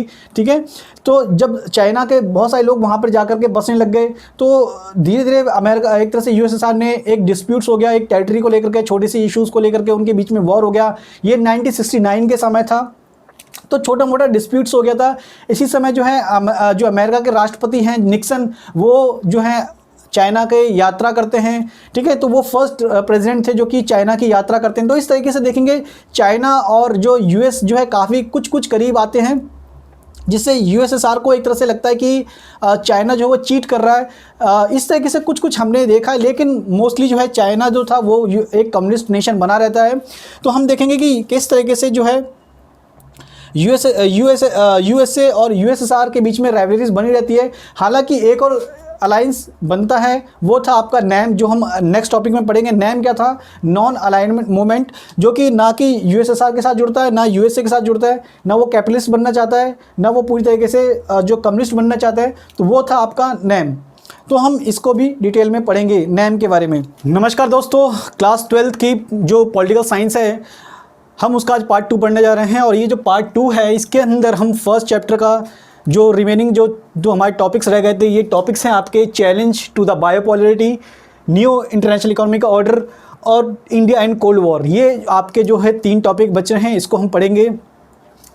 तो ये आपका पूरा चैप्टर कंप्लीट हो जाएगा। कहीं से भी कोई से भी क्वेश्चन आता है तो आपका पूरा 100 में से 100 आपके आने चाहिए। तो मैंने जैसे कि बात करी, इस बुक्स को आपको अच्छे से रिवीजन कर लीजिए, क्योंकि रिवीजन क्लास चल रही है, आपका 1 महीने में आने वाले एग्जाम है। और अगर आप इस वीडियो को एज अ फ्रेशर देख रहे हैं, अगर अभी 12th में गए हैं या इस चैप्टर को समझ रहे हैं, तब इसका आप पहला पार्ट देखिए, ये आपका सेकेंड पार्ट है। और जो इसकी लिंक है वो डिस्क्रिप्शन में मैं डाल दूंगा, आप उसको देखिए। तो स्टार्ट करते हैं इस चैप्टर का पार्ट 2, यानी चैलेंज टू द बायोपोलरिटी। तो सबसे पहले हम मतलब समझते हैं इस बायोपोलर का मतलब क्या है। यानी बायोपोलर का मतलब हमने देखा कि वर्ल्ड जो है वो 2 पोलर में डिवाइड हो गया था। यानी वर्ल्ड जो है 2 पावर्स में डिवाइड होने का मतलब क्या है कि हमेशा से वर्ल्ड जो है कभी ना कभी चेंज होता रहता है। यानी पावर ऑर्डर हमेशा इंटरनेशनल रिलेशंस में, क्योंकि ये आपका इंटरनेशनल रिलेशन है बुक्स आपकी, तो इंटरनेशनल रिलेशन में हमेशा से पावर किसी एक के पास नहीं रहती है। क्योंकि मैं हायर क्लासेस को पढ़ाता हूं, तो आप उसमें जाकर के वीडियो देखेंगे, कुछ मेरी पुरानी वीडियोस हैं, उसमें आप देखोगे कि किस तरीके से मैंने इंटरनेशनल इकोनॉमिकल ऑर्डर के बारे में बात करा है, जो कि आपके 12th में तो नहीं है, लेकिन आप अगर समझना चाहें तो उसे देख सकते हैं कि कभी पावर जो है ब्रिटेन के पास थी, कभी ब्रिटेन की सुप्रीमेसी होती थी। उसके बाद जो है जर्मन बहुत पावरफुल थे, फ्रांस बहुत पावरफुल थे, लेकिन उनकी जो पावर थी वो अब डिक्लाइन हो चुकी थी। अब वर्ल्ड में जो पावर थी वो किसके पास थी? हमने कोल्ड वॉर का टाइम देखा, जिसके अंदर पावर 2 ग्रुप्स के पास थी, जिसके अंदर जो थे आपका यूएस और दूसरा था आपका ग्रुप आपका यूएसएसआर, यानी union of Soviet socialist Republic, और इधर था यूएस। तो ये जो थे आपके 2 ब्लॉक्स थे, एक ब्लॉक ये रहा और दूसरा ब्लॉक ये रहा। इन दोनों के साथ बहुत सारे वर्ल्ड्स जुड़े हुए थे। मोस्टली जो थे इसमें वेस्टर्न यूरोप के देश जुड़े हुए थे इसके अंदर। तो अब यहाँ पे इन दोनों को चैलेंज करने की बात जो आती है, तो बायोपोलर का मतलब ये था कि अब वर्ल्ड जो है इन दोनों सुपर पावर के अंडर में आ चुकी थी। ठीक है, जब 1990s में जब यूएसएसआर कोलैप्स हो जाता है आपका, तो विश्व में अकेला सुपर पावर कौन बचता है? आपका अमेरिका। तो उसे बोलते हैं यूनिपोलर। यानी ध्यान रखिएगा, हम 3 तरह के पोलर की बात करेंगे, यूनिपोलर, ठीक है, पोलर, फिर मल्टीपोलर और ये बायोपोलर। ठीक है, तो 1, 2 और 3। ठीक है, तो हुआ क्या कि अभी देखिए यूनिपोलर तो हम जब पढ़ेंगे, जब आफ्टर द 1991, यानी जब यूएसएसआर कोलैप्स हो जाता है, तब हम पढ़ेंगे विश्व में जो है, विश्व में एक यूनिपोलर की व्यवस्था आ चुकी थी। यानी विश्व में अब एकमात्र सुप्रीम अथॉरिटी रह चुका था, वो था अमेरिका। अभी भी अमेरिका एक सुप्रीम है, लेकिन उस समय यूनिपोलर वर्ड यूज़ करा जाता था इसके लिए, क्योंकि 1990 के बाद अकेला विश्व में एक ही पावर बचा था, वो था आपका अमेरिका। अब विश्व जो है अभी जैसे 2020 चल रहा है, 21 चल रहा है, तो ये जो है आपका 21st सेंचुरी में अब जो है वर्ल्ड मल्टीपोलर बन चुका था। मल्टीपोलर का मतलब क्या है? विश्व में अकेला अब अमेरिका सुपर पावर नहीं रह गया है, लेकिन अकेला अब अमेरिका सुपर पावर नहीं रह गया है, अब दूसरी पावर भी राइज हो चुकी हैं। जैसे चाइना एक सुपर पावर है, यानी वो अमेरिका को टक्कर दे सकता है, ठीक है। इसके अलावा यूरोप के जो देश है, जर्मन जो कि उस समय कोलैप्स हो चुका, जर्मन यानी वो भी अब बहुत सुपर पावर एक तरह से कैटेगरी में आता है, ब्रिटेन, फ्रांस, ठीक है। तो ये सब भी अब जो है बहुत एक पावरफुल नेशन है, हालांकि अमेरिका से कम पावरफुल है, लेकिन फिर भी ये अपने विश्व में जो है अपनी एक पावर रखते हैं। इसके अलावा इंडिया भी एक पावरफुल कंट्री है, चाइना जैसे मैंने बताया, इसके अलावा साउथ कोरिया, जापान, ये सब अब विश्व में जो है एक पावरफुल नेशन है। अब इसको इग्नोर नहीं कर सकते। इवन अब रशिया भी जो है, यूएसएसआर तो कोलैप्स हो गया, लेकिन रशिया जो है विश्व में अभी भी सबसे बड़ा देश है, तो रशिया भी एक सुपर पावर है। तो अभी विश्व जो है वो मल्टीपोलर की तरफ एक तरह से बढ़ चुका है। ये अभी हम बात कर रहे हैं, ये 1960s के समय की बात है, यानी अब जो है 1961 में ये बात कर रहे हैं हम 60s की, यानी विश्व जो है था इस समय जो है 1960s में जो था, अभी भी विश्व जो है दो पावर्स में डिवाइडेड था। इसलिए हम इसको कहते हैं बायोपोलर। आपको बायोपोलर का मतलब मैंने समझा दिया, यानी बायोपोलर का मतलब क्या है कि यानी विश्व में दो पावर ग्रुप्स का डिवाइड होना, ठीक है। उस पावर को चैलेंज करने का काम किया था, वो काम किया था नैम ने, ठीक है। और ये बना था आपका 1961 में। इस डेट से कंफ्यूज मत हो जाना, इसको मैंने ऐसे ही लिख दिया 60s की डिकेड में, इसको काट देते हैं। तो 1961 में जो है हमारा क्या एस्टेब्लिश होता है, नैम। इसको मिटा देते हैं, नहीं तो आप कंफ्यूज होते रहिएगा, ठीक है। इसको मिटा देते हैं। तो 1961 में जो है हमारा नैम एस्टेब्लिश होता है, ठीक है। नैम के यानी नॉन अलाइन मूवमेंट, यानी हम ना इसमें जुड़ेंगे और ना हम इसके अंदर जुड़ेंगे, यानी हम जो नैम का उद्देश्य यही था कि अपनी टेरिटरी को हमें आज़ाद रखना है। क्योंकि हमने देखा है कि 1945, यानी एक चीज़ और याद रखिएगा, 1945 ये जो इरा था, यानी इसमें सेकेंड वर्ल्ड वॉर होता है हमारा, ठीक है। और इसमें है 24 अक्टूबर 1945, ये भी एक डे है जो आप पढ़ोगे। इसमें जो है यूनाइटेड नेशन इस समय इस्टेब्लिश्ड होता है। और इसी समय तो आफ्टर द यूनाइटेड नेशन का जब इस्टेब्लिशमेंट होता है, तो फाइनली बहुत सारी जो कंट्रीज़ थी जो कि अभी कॉलोनाइज थी, किसके अंडर में, ब्रिटेन, फ्रांस, पोर्तुगल, ठीक है, इन सब के अंडर में जो कॉलोनाइज थी, अब वो डी कॉलोनाइज होना स्टार्ट होती है, ठीक है। अब डी कॉलोनाइज जैसे आपको पता है कि 1947 में इंडिया आपका जो है इंडिपेंडेंट गेन करता है, ठीक है। तो 1947 में जब इंडिया इंडिपेंडेंट गेन करता है, तो इसके साथ बहुत सारे नेशंस, जैसे पाकिस्तान भी इसके साथ आज़ाद हो जाता है। इसके अलावा जो बाकी कंट्रीज़ थी वो भी धीरे धीरे एक एक करके डी कॉलोनाइज होती है। अब ये जो कंट्रीज़ थी, ये मोस्टली जो थी थर्ड वर्ल्ड की कंट्रीज़, ये जो नेशन थे ये थर्ड वर्ल्ड की कंट्रीज़ थी। अभी थर्ड वर्ल्ड की जो कंट्रीज़ हैं मोस्टली जो थे काफ़ी ज़्यादा अंडर डेवलप्ड थे, पिछड़े थे, ठीक है। इनके पास इतनी पावर नहीं थी। ये रिसेंटली अभी आज़ाद हुए थे। जैसा कि इंडिया का भी 1947 में हाल था, उस समय जो है हमारा जो देश था काफ़ी, एक तो इंडिया पाकिस्तान अलग हुआ था, जिसकी वजह से बहुत सारे रॉयट्स हुए थे, दंगे हुए थे, ठीक है, जिसकी वजह से बहुत सारे चीज़ें जो हैं, बहुत सारे लोग मारे गए थे। इसके अलावा जो हमारी इंडस्ट्री बहुत लो लेवल की थी, ब्रिटेन ने कम से कम 200 साल हमें लूटा था एक तरह से, पूरी तरीके से हमारी इंडस्ट्रियलाइजेशन, हमारा जो हैंडीक्राफ्ट था, हमारा जो एग्रीकल्चर था, सबको डिस्ट्रॉय करके जा चुके थे। तो इंडिया के पास ऐसी बिल्कुल भी एक तरह से शक्ति नहीं थी कि, और ना हमारे पास कोई कैपेबिलिटी थी कि हम खुद से जो है अपना एक स्ट्रॉन्ग नेशन बना सके। लेकिन हमने क्या करा, धीरे धीरे अपने आप को हमने अपने आप को एक कई सारी सोवियत मॉडल पे हमने फॉलो करा। वो आप पढ़ोगे अगली वाली बुक में कि किस तरीके से इंडिया ने अपने आप को एक डेवलपमेंट, किस तरीके से इंडिया ने अपने आप को डेवलप करा। इसी तरीके से जो है एशिया, अफ्रीका के बहुत, और लैटिन अमेरिका, इन सब देशों के जो देश, ये सब जो देश थे वो धीरे धीरे डीकॉलोनाइज होने लग गए थे, यानी वो आज़ाद होने लग गए थे। क्योंकि यूनाइटेड नेशन का कहना था कि जो भी अब कंट्रीज़ हैं उसको ज़्यादा से ज़्यादा जल्दी से जल्दी आज़ाद करा जाए, फ्री करा जाए। और इसके बाद जो है नैम जो है 1961 में, खासकर ये जो थर्ड वर्ल्ड की कंट्रीज़ थी, ठीक है, थर्ड वर्ल्ड की कंट्रीज़ थी, इनको आज़ादी चाहिए थी, ठीक है, इनको। अब ये जो नैम जो था वो आपका 1961 में इसका जो है फर्स्ट जो है बेलग्रेड में इसका जो समिट हुआ था, ठीक है। यहाँ से नैम का जो है हर 4 सालों में लगभग आपका इनका समिट होता है। जैसे अभी देखेंगे, अभी 2020 में इसका समिट हुआ था, और जो है कि वर्चुअल हुआ था, ठीक है। ये जो आपका है अज़रबैजान में हुआ है। इससे पहले जो है 2016 में आपका तो नैम के हमेशा समिट होते रहते हैं। अभी जैसे 17th जो था इसका वेनेजुएला में हुआ था, और इसके बाद जो है 18th जो अभी समिट है नैम का वो आपका अज़रबैजान में हुआ था, जो कि वर्चुअल हुआ था, क्योंकि कोविड के कारण ये सब भी एक तरह से वर्चुअल हुआ था।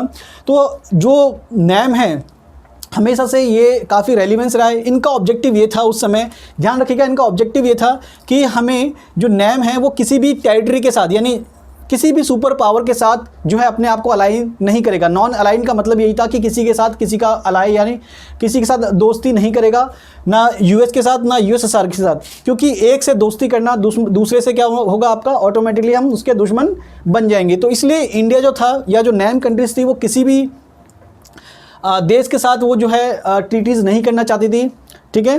क्योंकि अगर आप ट्रीटीज़ करोगे तो जैसे हमने पढ़ा है कि why super power need alliance, ठीक है। तो सुपर पावर को अलायंस की क्यों ज़रूरत होती थी, क्योंकि वो वहाँ की टेरिटरी को यूज़ कर सकता है, जैसे कि हमने पिछले पॉइंट्स में पढ़ा था। एक इसके अलावा जो है वहाँ से वो स्पाई कर सकते हैं, आपको आर्मी की हेल्प देनी पड़ेगी, फाइनेंशियल हेल्प देनी पड़ेगी।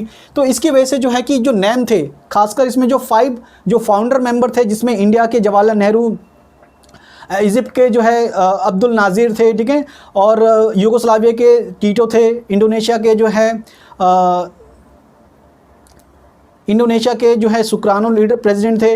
इसके अलावा जो घाना के हैं वो न्यूक्रुमा थे, वहाँ के प्रेसिडेंट, ठीक है। ये 5 मेंबर ने मिलकर के जो है नैम की इस्टेब्लिशमेंट करी थी। इनका ऑब्जेक्टिव यही था कि पहले तो हमें किसी भी टेरिटरी के साथ या जो सुपर पावर है इनके साथ ज्वाइन नहीं होना है। दूसरा जो है थर्ड वर्ल्ड की जो कंट्रीज़ हैं, हमें आपस में ज़्यादा से ज़्यादा क्या करना है, हमें ज़्यादा से ज़्यादा हमें आपस में कोऑपरेट करना है, जिससे हम अपनी जो ग्रोथ है वो ज़्यादा कर सके। इसके अलावा पीस मेंटेन रखना है, ठीक है। तो ये सारी इनकी जो थी पहली स्टार्टिंग में इनके कुछ प्रिंसिपल थे, आपस में एकता, सॉवरेनिटी, इन सब का रिस्पेक्ट करना है, ह्यूमन राइट्स इनका रिस्पेक्ट करना है। तो आज जो है एक क्वेश्चन उठता है कि क्या नैम जो है वो न्यूट्रल था या आइसोलेट था, ठीक है। यहाँ पे दोनों वर्ड आते हैं, न्यूट्रल और आइसोलेशन, ठीक है। तो नैम ना ही आइसोलेट था, ना ही वो न्यूट्रल था। ये 2 वर्ड्स में आते हैं, कई बार डेफिनेशन में आ जाएंगे। क्योंकि न्यूट्रल का मतलब है कि आपको इंटरनेशनल, पहले हम आइसोलेशन का मतलब समझते हैं। आइसोलेशन का मतलब है कि आपको इंटरनेशनल अफेयर से अपने आप को दूर रखना।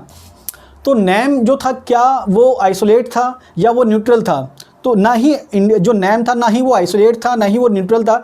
इसका मतलब क्या है? आइसोलेशन का मतलब है कि आपको जो भी वर्ल्ड अफेयर्स हैं, यानी जो भी वर्ल्ड अफेयर्स का मतलब क्या है कि जो भी इंटरनेशनल इश्यूज़ हो रहे हैं उससे अपने आप को अलग रख लेना। और न्यूट्रल का मतलब है कि जो भी वर्ल्ड वॉर होता है, यानी कोई भी 2 अगर पड़ोसी लड़ रहे हैं तो अपने आप को अपने घर में बंद कर लेना कि हमें ना ही इससे मतलब है ना ही इससे मतलब है। डेट इज़ कॉल्ड न्यूट्रल, यानी वॉर से अपने आप को अलग कर लेना, किसी भी ना इसका पक्ष लेना है ना आपको इसका पक्ष लेना है, तो वो न्यूट्रल कहलाता है, ठीक है। तो जो नैम था, ना ही वो न्यूट्रल था, ना ही वो आइसोलेट था। हमने देखा कि कई सारे जो इंटरनेशनल अफेयर्स के इश्यूज़ होते थे, जैसे क्यूबा मिसाइल क्राइसिस, उसमें या जो कोरिया का जो वॉर है, उन दोनों में नैम ने अपनी पार्टिसिपेशन करा था। उसमें नैम ने अपना एक रोल प्ले करा था कि जिसमें ज़्यादा से ज़्यादा इनके जो ये नेशंस थे, यूएस और यूएसएसआर, इनके बीच में जो है कॉम्प्रोमाइज़ कराने का, इनके जो भी इनके डिस्प्यूट्स उनको रिजॉल्व करने का या मीडिएट करवाने का जो है काम किया था, बीच बचाव का काम किया था।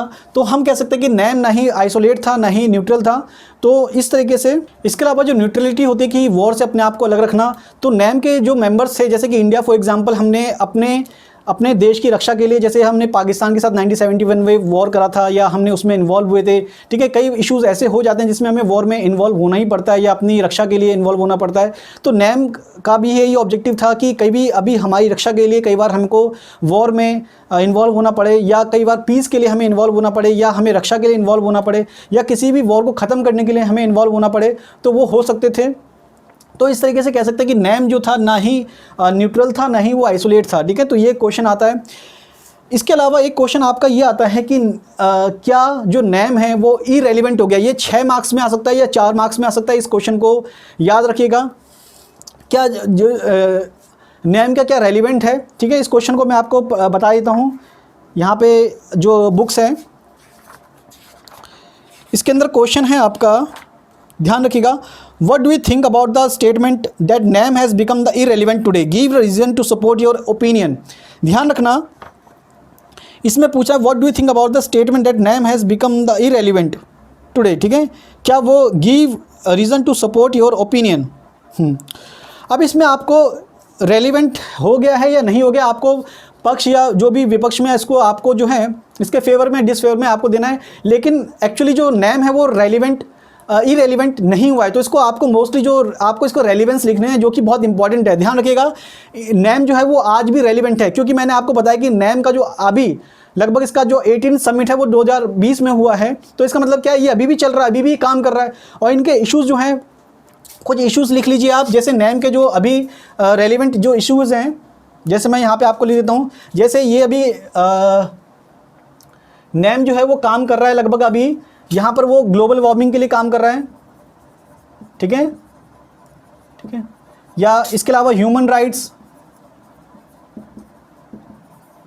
ठीक है, जो वेस्टर्न एशिया है, यानी जो वेस्टर्न, जैसे वहाँ पे पैलेस्टाइन की प्रॉब्लम है, सीरिया की प्रॉब्लम है, ठीक है, जो वेस्टर्न एशिया की जो प्रॉब्लम्स है उनको रिजॉल्व करने का वो काम कर रहा है, ठीक है।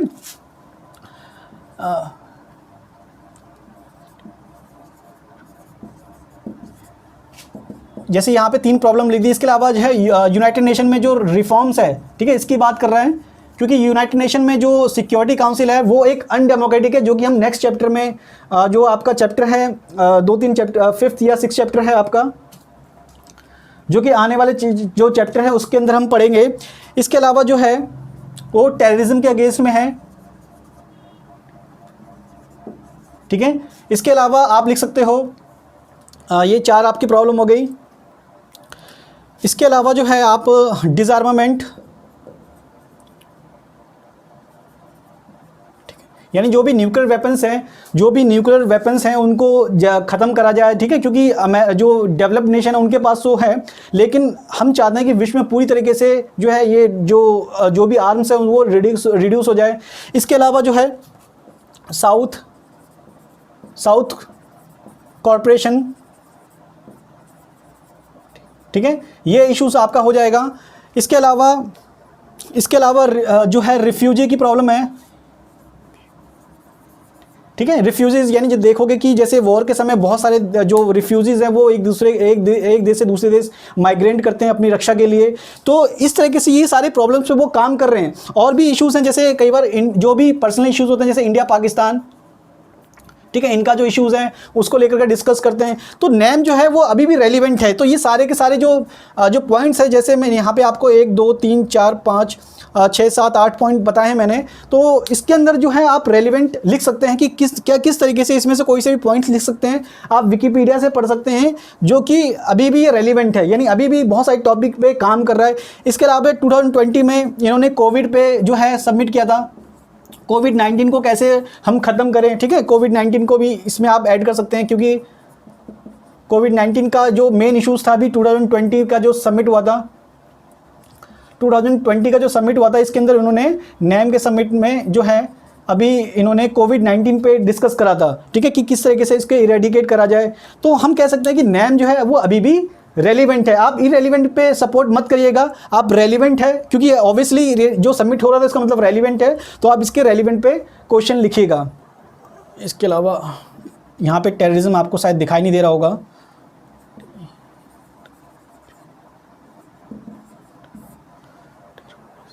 ठीक है, टेररिज्म पे है। तो ये इन सब इश्यूज़ पे जो है काम करता है, टेररिज्म को कैसे ख़त्म करा जाए, आर्म्स जो रेस है उसको ख़त्म करा जाए, ठीक है। साउथ कॉरपोरेशन, इसका मतलब ये है कि जैसे जो डेवलपिंग नेशंस हैं, अभी हम पढ़ेंगे, ये लास्ट चैप्टर है आपका। साउथ का मतलब ये है कि जो डेवलपिंग नेशन हैं उसको हम साउथ कहते हैं, ठीक है। इसको याद रखिएगा, थर्ड वर्ल्ड कंट्रीज़ को हम डेवलपिंग कंट्रीज़ भी कहते हैं, थर्ड वर्ल्ड की कंट्रीज़ भी कहते हैं, और साउथ कंट्रीज़ भी कहते हैं। साउथ कंट्रीज़ मतलब क्या है कि मोस्टली ये जो है जियोग्राफिकल टर्म में नॉर्दर्न हेमिस्फीयर में डेवलप्ड नेशन है, और जो सदर्न हेमिस्फीयर है उसमें डेवलपिंग कंट्रीज़ है, जिसमें एशिया, अफ्रीका और लैटिन अमेरिका आते हैं। तो ये जो कंट्रीज़ है इसको हम साउथ कॉरपोरेशन भी बोलते हैं, कि आपस में ये जो तीनों कॉन्टिनेंट है, एशिया, अफ्रीका, लैटिन अमेरिका, इनके देश आपस में ज़्यादा कोऑपरेट करें, पीसफुल मेंटेन करें, ठीक है। तो ये सब चीज़ें आज नेम के ऊपर हमने बात करी। तो इस पार्ट में हम पढ़ेंगे नियो के बारे में। नियो का मतलब क्या है, नियो यानी न्यू इंटरनेशनल इकोनॉमिकल ऑर्डर, यानी इसको शॉर्ट में नियो भी कह सकते हैं, IEO, ठीक है। अब इसका मतलब क्या था, न्यू इंटरनेशनल इकोनॉमिक ऑर्डर, यानी ये मोस्टली जो था 1972 में जो यूनाइटेड नेशन की जो एक कॉन्फ्रेंस होती है, उसके अंदर इन कंट्रीज़ ने अपनी एक रिपोर्ट, जो यूनाइटेड नेशन की डेवलपमेंट, जो यूनाइटेड नेशन की जो ट्रेड एंड डेवलपमेंट, ठीक है, ट्रेड एंड डेवलपमेंट, ठीक है, इस पे जो एक इनका जो एक कॉन्फ्रेंस होती है, इन पे रिपोर्ट आती है। रिपोर्ट का मतलब ये था कि मोस्टली ये जो कंट्रीज़ हैं ये लीस्ट डेवलप्ड कंट्रीज़ हैं,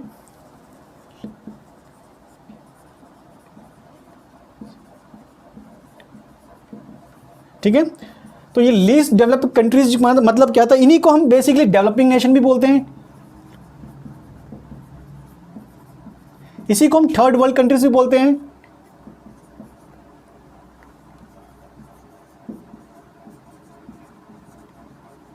ठीक है। और यही हमारे जो थे डीकोलोनाइज हुए थे, ठीक है, थर्ड वर्ल्ड कंट्रीज। इसके अंदर जो ये जो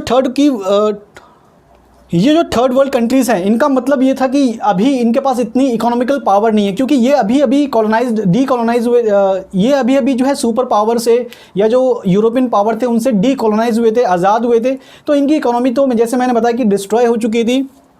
तो ये क्या डिमांड कर रहे थे यूनाइटेड नेशन से? यूनाइटेड नेशन का जो एक जो आपका जो इनका कॉन्फ्रेंस हुआ था, इसमें रिपोर्ट में ये आई थी कि हमें सबसे पहली बात है control over there natural resources. हालांकि अब विश्व में जो था कॉलोनाइज खत्म हो चुका था, कॉलोनीज खत्म हो चुकी थी, उपनिवेश खत्म हो चुके थे, लेकिन अभी भी डायरेक्ट या इनडायरेक्ट तरीके से अभी भी सुपर पावर की नज़रें जो हैं किसके कंट्रोल, यानी वहाँ के जो नेशन थे उनके रॉ मटेरियल पे होती थी, नेचुरल रिसोर्सेज पे होती थी। वो किसी तरीके से उस चाहते थे कि आज भी हमारा जो फ़ायदा है वो इनसे होता रहे, ठीक है।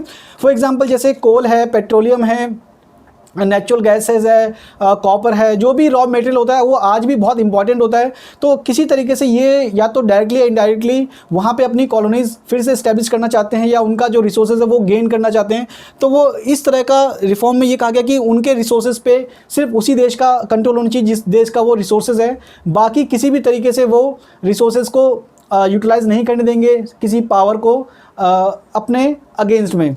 तो किसी भी नेशन को ये हक नहीं बनता कि वो वहाँ के रिसोर्सेज को लूटे, अपने फ़ायदे के लिए लूटे। हालांकि अब ये चीज़ें बहुत डायरेक्टली तो नहीं दिखती, लेकिन फिर भी इनडायरेक्टली तरीके से कई बार जो है वहाँ पे अपनी पपेट गवर्नमेंट बिठा करके, जैसे कि हमने देखा, आपने 10th क्लास में पढ़ा होगा कि किस तरीके से पेट्रोल के लिए जो है चिली में जो है वो अपनी पपेट गवर्नमेंट बना देता है अमेरिका। तो इस तरीके से जो एग्जाम्पल हैं बहुत सारे हैं जिसमें वो चाहते थे कि जो पावरफुल नेशन है वो चाहते थे किसी तरीके से इनका जो रिसोर्सेज है वो हमारे कंट्रोल में आ जाए।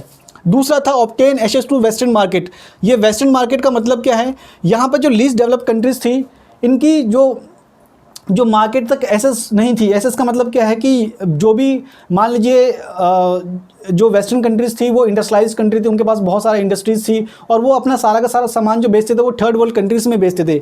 लेकिन जब इनकी बारी आती थी कि ये भी सामान अपना वहाँ पर बेचे तो बहुत सारे वो रिस्ट्रिक्शन लगा देते थे या उनके पास इतनी टेक्नोलॉजी भी नहीं होती थी कि वो अपना जो फिनिश गुड्स है वो वेस्टर्न मार्केट तक पहुँचाए जिनसे उनको अच्छा प्रॉफिट मिले। तो इनका कहना था कि हमें भी अच्छा प्रॉफिट मिलना चाहिए और आप अपनी जो मार्केट है वो हमारे लिए खोल दो, यानी थर्ड वर्ल्ड कंट्रीज़ के लिए वो मार्केट ओपन होनी चाहिए। और इसके लिए ये कैसे होगा, ये तब होगा जब थर्ड पॉइंट इसमें आता है reduce the cost of the technology, यानी इसमें जो है टेक्नोलॉजी जो है वो सस्ते दामों पे प्रोवाइड कराया जाए थर्ड वर्ल्ड कंट्रीज़ को, क्योंकि वेस्टर्न कंट्रीज़ के पास टेक्नोलॉजी बहुत अच्छी थी, एडवांस होती थी, जिससे वो बहुत अच्छी तरीके से मैन्युफैक्चर कर पाते हैं किसी भी गुड्स को। तो अगर वो टेक्नोलॉजी अगर थर्ड वर्ल्ड कंट्रीज़ के पास आएगी तो धीरे धीरे क्या होगा कि वो भी अब एक डेवलपिंग की तरफ बढ़ेंगे, उनकी इकोनॉमी रिवाइव होगी और उनका जो फिनिश गुड्स है वो वेस्टर्न कंट्री तक पहुंचेगा। तो थर्ड जो पॉइंट्स है वो यही आता है कि कॉस्ट को कम करे वेस्टर्न कंट्रीज़, जिनके पास एडवांस टेक्नोलॉजी है वो प्रोवाइड करे लीस्ट डेवलप्ड कंट्रीज़ को। चौथा है कि provide the LDC with the greater role of international economical institution. ये इंटरनेशनल इकोनॉमिकल इंस्टीट्यूशन जो हैं, जैसे फ़िलहाल अभी जैसे WTO है, उससे पहले वो गेट हुआ करता था general agreement of trade and tariff पे। इसके अलावा जो वर्ल्ड बैंक है, IMF है, इंटरनेशनल मॉनेटरी फंड है, इस तरीके से जो वर्ल्ड बैंक है, ठीक है, या जो IMF है, ये इंटरनेशनल इकोनॉमिकल जो है इंस्टीट्यूशन है। इसमें जो है सारी की सारी जो पावर है किसके पास है, वेस्टर्न कंट्रीज़ के पास है, ठीक है। वेस्टर्न कंट्रीज़ मतलब क्या है, अमेरिका, यूरोप के जो नेशन है उनके पास है, वही डिसीजन लेते हैं कि किसको लोन मिलेगा, कहाँ पे डेवलपमेंट के लिए पैसा खर्च करेंगे। इसके अलावा जो एशियन डेवलपमेंट बैंक है वो भी जैसे जिसका जो हेडक्वार्टर मलीना में है, ठीक है। तो वैसे इंस्टीट्यूशन में किसका रोल है? सुपर पावर, यानी ये पावरफुल जो नेशन थे उनका रोल है, ठीक है। ये अपने फेवर के जो देश होते थे उनको वो लोन दे देते थे या उनके डेवलपिंग पे पैसा खर्च करते थे। तो इनका कहना था कि इसमें जो है डेवलपिंग नेशंस का, जो थर्ड वर्ल्ड कंट्रीज़ हैं, इनका भी रोल होना चाहिए, यानी ये भी डिसीजन ले सकें कि किसको पैसा मिलेगा, कहाँ पर पैसा खर्च होना चाहिए। सारा का सारा जो डिसीजन है वो कौन लेते थे? वो लेते थे जो वेस्टर्न नेशन है, जो पावरफुल नेशन है। यही हाल हमने देखेंगे यूनाइटेड नेशन के अंदर भी है। यूनाइटेड नेशन में भी सारी पावर किसके पास है? 5 जो पावरफुल, जो जिनके पास वीटो पावर है, वही सारा डिसीजन लेते हैं सिक्योरिटी काउंसिल का। तो इसी तरीके से जो थर्ड वर्ल्ड कंट्रीज़ है वो चाहते हैं कि हमारा भी इंटरनेशनल इकोनॉमिकल इंस्टीट्यूशन में हमारा भी कुछ रोल हो, थर्ड वर्ल्ड कंट्रीज़ का भी कुछ रोल हो। तो ये सारा का सारा पॉइंट जो है वो किसके अंडर में आता है? नियो के अंडर में आता है। और नैम भी जो है लगभग इसी तरीके से, अब उनका फोकस जो किस पे रह गया था, वो इसी फोकस पे था कि जो थर्ड वर्ल्ड कंट्रीज़ हैं वो अब इकोनॉमिकल रूप से भी आगे बढ़े, ठीक है। इकोनॉमिकल रूप से आगे बढ़ने का मतलब क्या कि हमें साउथ साउथ कॉर्पोरेशन करना होगा, जैसे कि हमने पिछले पॉइंट में डिस्कस करा। नैम का अब जो ज़्यादा इश्यूज़ है वो इसके ऊपर बात करते हैं, इकोनॉमिकल इश्यूज़ पे ज़्यादा बात करते हैं, डेवलपमेंट के बारे में ज़्यादा बात करते हैं, क्योंकि कोल्ड वॉर तो अब ख़त्म हो चुका है। तो नैम जो है वो अब 70s और 80s 90s में देखेंगे धीरे धीरे वो इकोनॉमिकल जो इश्यूज़ हैं उसकी तरफ बढ़ता है, जिसमें इनका भी फ़ायदा हो। अब जो नेक्स्ट टॉपिक है वो है आपका इंडिया एंड कोल्ड वॉर, ठीक है। इसको मिटा देते हैं।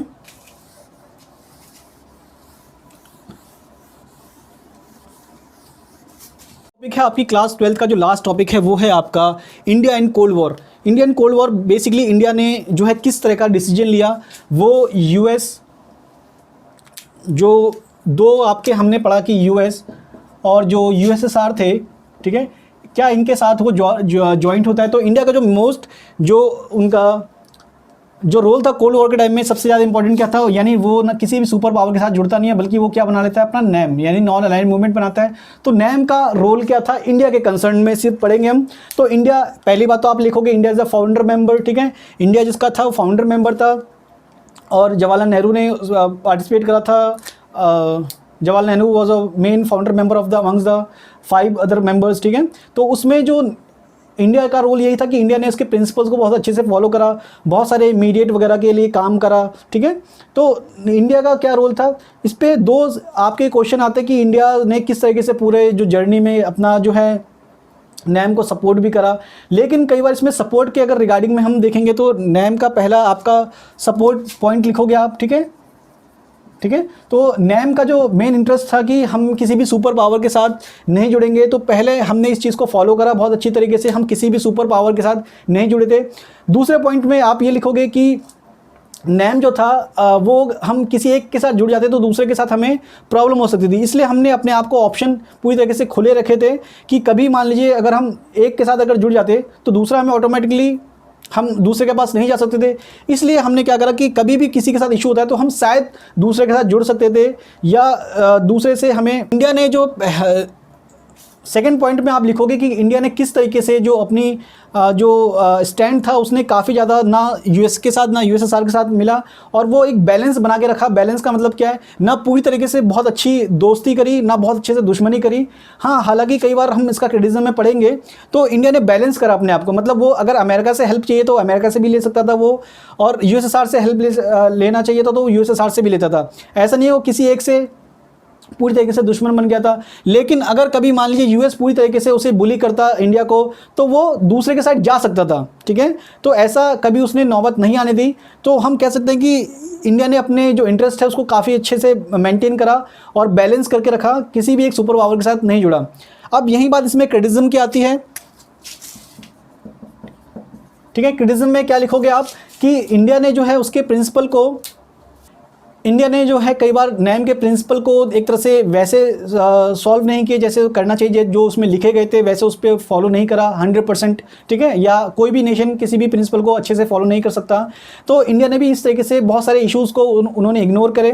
दूसरा पॉइंट में हम क्रिटिसिज्म कह सकते हैं, जैसे कि हमने पहले पॉइंट में बात करी कि इंडिया ने जो है किसी के साथ एक तरह से बैलेंस बना के रखा। लेकिन हम इसमें कह सकते हैं कि एग्जाम्पल 1971 का आता है जिसमें हम डायरेक्टली यूएसएसआर के साथ जुड़ गए थे। 1971 में हमने यूएसएसआर के साथ अलायंस कर लिया था, खासकर वो मिलिट्री अलायंस था।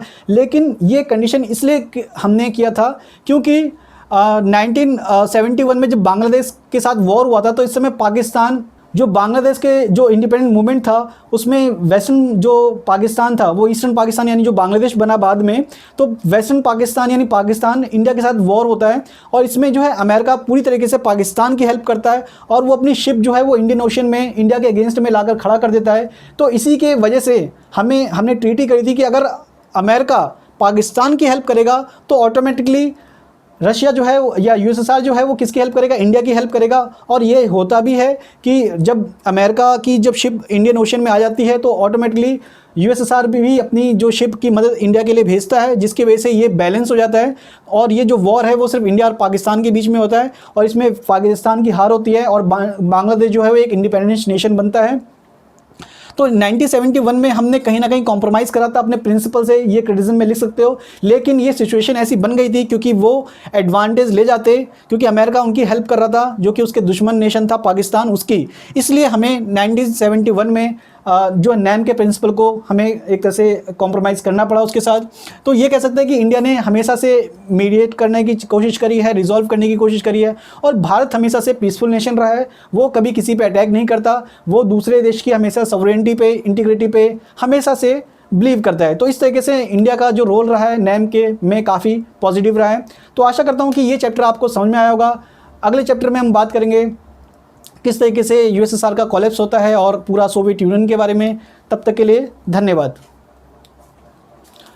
और अगर आपको ये वीडियो अच्छी लगी हो तो इसे प्लीज़ लाइक करिए, अपने कमेंट करिए, मुझसे क्वेश्चन पूछिए और मुझसे जुड़ना चाहो तो आप मेरे साथ डायरेक्टली भी आप आके मुझसे जुड़ सकते हो, चाहे ऑफलाइन है चाहे ऑनलाइन। तब तक के लिए धन्यवाद।